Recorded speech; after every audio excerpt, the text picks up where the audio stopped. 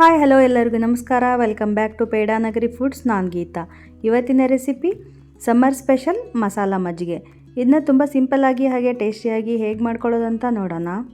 ಅದಕ್ಕೂ ಮುಂಚೆ ಹೊಸದಾಗಿ ಯಾರಾದರೂ ನನ್ನ ಚಾನಲ್ನ ನೋಡ್ತಾ ಇದ್ರಿ ಅಂದರೆ ಈಗಲೇ ಸಬ್ಸ್ಕ್ರೈಬ್ ಮಾಡ್ಕೊಳ್ಳಿ. ಹಾಗೆ ಪಕ್ಕದಲ್ಲಿರೋ ಬೆಲ್ ಬಟನ್ ಕೂಡ ಕ್ಲಿಕ್ ಮಾಡಿ ಹೊಸದಾಗಿ ಬರೋ ವಿಡಿಯೋ ನೋಟಿಫಿಕೇಷನ್ಗೋಸ್ಕರ.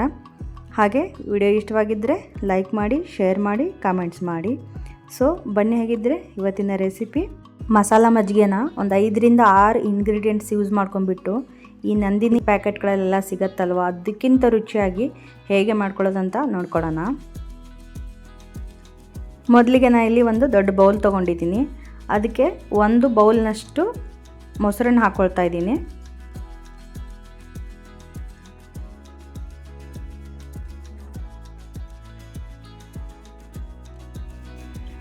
ಅದಕ್ಕೆ 1 ಬೌಲು ಮೊಸರಿಗೆ 3 ಬೌಲ್ನಷ್ಟು ನೀರನ್ನು ಹಾಕ್ಕೊಳ್ಬೇಕು. ನಾನು ಅದೇ ಬೌಲ್ಗೆ ಸ್ವಲ್ಪ ನೀರು ಹಾಕಿ ಮಿಕ್ಸ್ ಮಾಡಿ ಹಾಕ್ಕೊಳ್ತಾ ಇದ್ದೀನಿ. ಹಾಕೊಂಡ್ಬಿಟ್ಟು ಇದನ್ನು ಮಜ್ಜಿಗೆ ಮಾಡ್ಕೋಬೇಕು. ಈ ಥರ ಚೆನ್ನಾಗಿ ಮಜ್ಜಿಗೆ ಮಾಡಿಕೊಂಡ್ರೆ ತುಂಬ ರುಚಿಯಾಗಿ ಬರುತ್ತೆ ಮಸಾಲ ಮಜ್ಜಿಗೆ ಮಾಡಿದಾಗ. ನೋಡಿ, ಚೆಕ್ ಮಾಡ್ಕೊಳ್ಳಿ ಕನ್ಸಿಸ್ಟೆನ್ಸಿ. ಸ್ವಲ್ಪ ನೀರಿದ್ದರೆ ಚೆನ್ನಾಗಿರುತ್ತೆ ಇದು. ನಾನು ಇನ್ನೊಂದು ಸ್ವಲ್ಪ ನೀರು ಆ್ಯಡ್ ಮಾಡ್ಕೊಳ್ತಾ ಇದ್ದೀನಿ.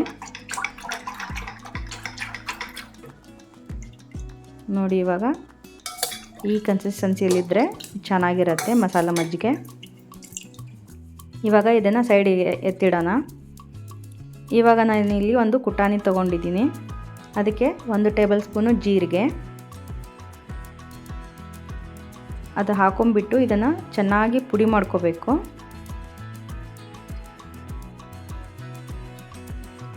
ನೋಡಿ, ಈ ಥರ ಕೋರ್ಸಾಗಿ ಪುಡಿ ಮಾಡ್ಕೋಬೇಕು. ಇವಾಗ ನಾನು 1 ಇಂಚಿನಷ್ಟು ಶುಂಠಿ ಕಟ್ ಮಾಡಿ ಹಾಕ್ಕೊಳ್ತಾ ಇದ್ದೀನಿ. ಒಂದು ಸ್ವಲ್ಪ ಕೊತ್ತಂಬರಿ ಸೊಪ್ಪು, ಆಮೇಲೆ ಸ್ವಲ್ಪ ಉಪ್ಪನ್ನು ಹಾಕೊಂಡ್ಬಿಟ್ಟು ನಂತರ ಸ್ವಲ್ಪ ಕರಿಬೇವಿನ ಸೊಪ್ಪನ್ನು ಹಾಕ್ಕೊಳ್ತಾ ಇದ್ದೀನಿ. ಹಾಕ್ಕೊಂಡು ಇದನ್ನ ಚೆನ್ನಾಗಿ ಕುಟ್ಕೋಬೇಕು. ಇದನ್ನು ನೀವು ಮಿಕ್ಸಿ ಜಾರಲ್ಲಿ ಕೂಡ ಮಾಡ್ಕೋಬೋದು. ನಾನು ಇಲ್ಲಿ ಸ್ವಲ್ಪ ಇಂಗ್ರೀಡಿಯೆಂಟ್ಸ್ ಇರೋದ್ರಿಂದ ನಾನು ಕುಟಾಣಿಯಲ್ಲಿ ಕುಟ್ಕೊಳ್ತಾ ಇದ್ದೀನಿ. ಇದರಲ್ಲಿ ಕುಟ್ಕೊಂಡು ಮಾಡ್ಕೊಳ್ಳೋದ್ರಿಂದ ರುಚಿ ಇನ್ನೂ ಚೆನ್ನಾಗಿ ಬರುತ್ತೆ ಮಸಾಲ ಮಜ್ಜಿಗೆ ಟೇಸ್ಟು. ಇವಾಗ ಇದಕ್ಕೆ 1 ಹಸಿ ಮೆಣಸಿನ್ಕಾಯಿನ ಹಾಕ್ಕೊಳ್ತಾ ಇದ್ದೀನಿ. ನೀವು ಚಿಕ್ಕ ಮಕ್ಕಳಿಗೆಲ್ಲ ಕೊಡ್ತೀನಿ ಅನ್ನೋದಾದರೆ ಹಸಿ ಮೆಣಸಿನ್ಕಾಯಿ ಬೇಕಾದ್ರೆ ಸ್ಕಿಪ್ ಮಾಡ್ಕೋಬೋದು. ನೋಡಿ, ಈ ಥರ ಚೆನ್ನಾಗಿ ಕೋರ್ಸ್ ಥರ ಪೇಸ್ಟ್ ಮಾಡ್ಕೋಬೇಕು. ಇದನ್ನು ಇಲ್ಲಿ ತೋರಿಸ್ತಾ ಇದ್ದೀನಿ ನೋಡಿ. ಇವಾಗ ಇದನ್ನು ಒಂದು ಪ್ಲೇಟಿಗೆ ತಗೊಂಡ್ಬಿಡೋಣ. ಇದೇ ಪ್ರೊಸೆಸ್ನ ನೀವು ಮಿಕ್ಸಿ ಜಾರಲ್ಲಿ ಮಾಡ್ಕೋಬೋದು. ಇವಾಗ ಅದಕ್ಕೆ ಸ್ವಲ್ಪ ನೀರನ್ನು ಹಾಕಿಬಿಟ್ಟು ನಾನು ಮಿಕ್ಸ್ ಮಾಡಿಬಿಟ್ಟು ಒಂದು ಸಲ ಅದೇ ಏನು ಪೇಸ್ಟ್ ಮಾಡಿದ್ವಲ್ಲ ಅದಕ್ಕೆ ಹಾಕ್ಕೊಳ್ತಾ ಇದ್ದೀನಿ. ಇದನ್ನು ಒಂದು ಸಲ ಚೆನ್ನಾಗಿ ಮಿಕ್ಸ್ ಮಾಡ್ಕೊಳ್ಳೋಣ.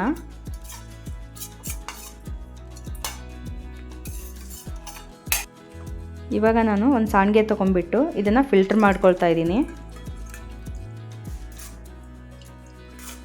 ನೋಡಿ, ಈ ಥರ ಫಿಲ್ಟರ್ ಮಾಡ್ಕೊಂಬಿಟ್ಟು ಇದನ್ನು ಚೆನ್ನಾಗಿ ಪ್ರೆಸ್ ಮಾಡಿ ಅದರೊಳಗೆ ಇರತಕ್ಕಂಥ ಎಲ್ಲ ಜ್ಯೂಸನ್ನು ತಗೊಂಬಿಡೋಣ. ಈ ಥರ ಮಾಡೋದ್ರಿಂದ ನೀವು ಮಸಾಲ ಮಜ್ಜಿಗೆ ಕುಡಿಬೇಕಾದ್ರೆ ಟೇಸ್ಟ್ ಕೂಡ ಚೆನ್ನಾಗಿರುತ್ತೆ. ಆಮೇಲೆ ನಿಮ್ಗೆ ಮಧ್ಯೆ ಮಧ್ಯೆ ಏನು ಬಾಯಿಗೆ ಸಿಕ್ಕಾಕೊಳ್ಳಲ್ವ, ಈ ಥರ ಚೆನ್ನಾಗಿರುತ್ತೆ. ಈ ಪ್ರೊಸೆಸಲ್ಲಿ ನೀವು ಮಾಡ್ಕೊಳ್ಳಿ. ಇವಾಗ ರುಚಿಗೆ ತಕ್ಕಷ್ಟು ಉಪ್ಪನ್ನು ಸೇರಿಸ್ಕೊಳ್ಳೋಣ. ಮುಂಚೆನೂ ಸ್ವಲ್ಪ ನಾವು ಏನು ಮಸಾಲ ಪೇಸ್ಟ್ ಮಾಡ್ಕೋಬೇಕಾದ್ರೆ ಸ್ವಲ್ಪ ಸೇರಿಸಿದ್ದೀವಿ. ಇವಾಗ ನೋಡ್ಕೊಂಬಿಟ್ಟು ಸ್ವಲ್ಪ ಸೇರಿಸ್ಕೊಂಡು ಇದನ್ನು ಒಂದು ಸಲ ಮಿಕ್ಸ್ ಮಾಡ್ಕೊಂಬಿಡೋಣ. ಇವಾಗ ಸಣ್ಣದಾಗಿ ಕಟ್ ಮಾಡಿರ್ತಕ್ಕಂಥ ಕೊತ್ತಂಬರಿ ಸೊಪ್ಪನ್ನು ಹಾಕಿಬಿಟ್ಟು ಒಂದು ಸಲ ಮಿಕ್ಸ್ ಮಾಡ್ಕೊಳ್ಳೋಣ. ಕೊತ್ತಂಬರಿ ಸೊಪ್ಪು ಬೇಡ ಅಂದರೆ ನೀವು ಸ್ಕಿಪ್ ಮಾಡ್ಬೋದು, ಮೇಲೆ ಹಾಕೋದು.